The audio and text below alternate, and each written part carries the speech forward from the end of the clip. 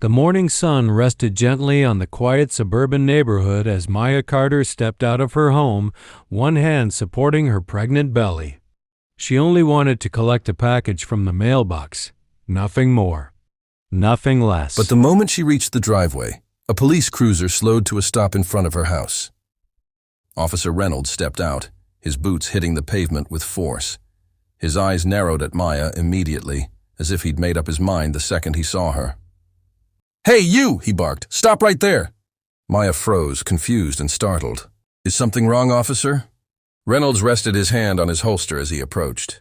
"I'm responding to a report of a suspicious person, and you match the description." "A suspicious person?" Miezah asked softly. "Officer, I live here." Reynolds smirked. "Right, sure you do." "I do," Miezah insisted. "My name is Miezah Carter. My husband and I moved in—" Reynolds cut her off sharply. "Don't lie to me. People like you don't live in this neighborhood." Miezah's stomach twisted. She kept her hands visible. "Officer, I can show you my ID." "Slowly," Reynolds snapped. Miezah reached into her pocket and handed him her identification. He glanced at it with exaggerated disbelief. "This doesn't prove anything," he muttered. "This house is under a Mr. Carter, not you." "I'm Miezah Carter," she said calmly. "That's my husband." Reynolds stepped closer, towering over her. "Save it. You're trespassing. Turn around." "Officer, please," Miezah whispered. "I'm pregnant." "Not my problem," Reynolds said, grabbing her wrist. Miezah winced in pain. From across the street, a few neighbors stepped outside, drawn by the commotion. Not one of them intervened. They only watched. Reynolds tightened his grip. "Hands behind your back."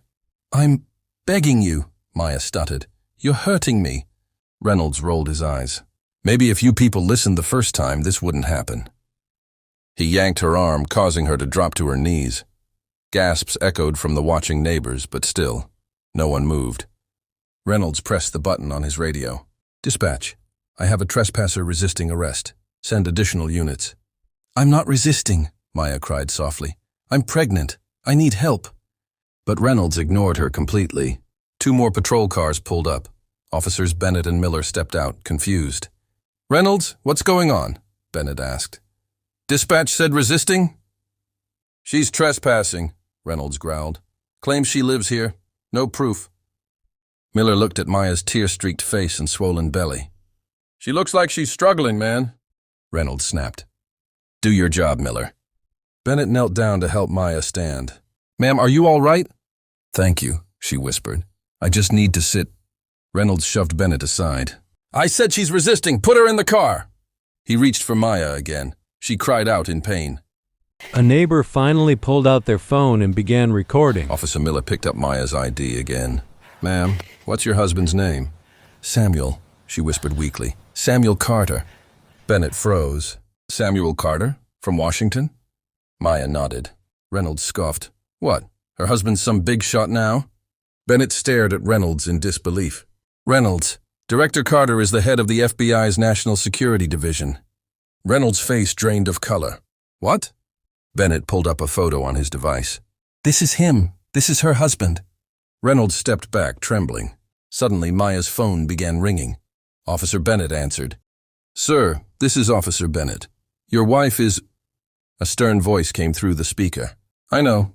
I received the alert from the home security system. I'm already on my way." Reynolds whispered, horrified. How far is he?" Miller checked the GPS ping. 10 minutes. Minutes later, black SUVs rolled into the neighborhood. FBI agents in suits stepped out silently, scanning the area. Neighbors retreated into their houses. One agent approached Reynolds. "Officer Reynolds," Agent Hawkins said coldly. "Step away from Mrs. Carter." Reynolds lifted his shaking hands. I didn't know who she—" "That's the problem," Hawkins responded. He turned to Miezah, his voice immediately gentle. "Ma'am, are you hurt?" Miezah nodded, wiping tears. A final SUV arrived. Samuel Carter stepped out. Tall, calm, composed, but his eyes burned with a quiet fury. He walked straight to Miezah and knelt beside her. "Are you all right, sweetheart?" She nodded weakly, clutching his hand. Samuel stood slowly and faced Reynolds. "Officer Reynolds," he said in a low, controlled voice. "What made you believe my wife was a criminal?" Reynolds swallowed hard. "Sister, I received a call about a suspicious person and— I want your real answer, Samuel said, stepping closer. Reynolds said nothing. Samuel took a long breath. It's because she's black. That's the truth. Reynolds lowered his head, ashamed. Samuel looked at the agents. Take his badge. Hawkins stepped forward and removed it from Reynolds' uniform. Officer Reynolds, you're being placed under investigation for excessive force, false arrest, abuse of authority, and endangerment of a pregnant woman. Reynolds' voice cracked. Please, don't ruin my career. Samuel looked him dead in the eyes. You ruined it yourself. The officers escorted Reynolds to a police SUV, no longer as a cop, but as a suspect. Moments later, the police chief arrived, flustered and apologetic. Director Carter, I'm so sorry. We had no idea. It already happened, Samuel said coldly. Your apology won't erase it. Samuel helped Maya into the SUV gently. I'm taking you home, he whispered. You're safe now. As the SUVs pulled away, the neighborhood stood in stunned silence. Some neighbors apologized. Some looked away in shame.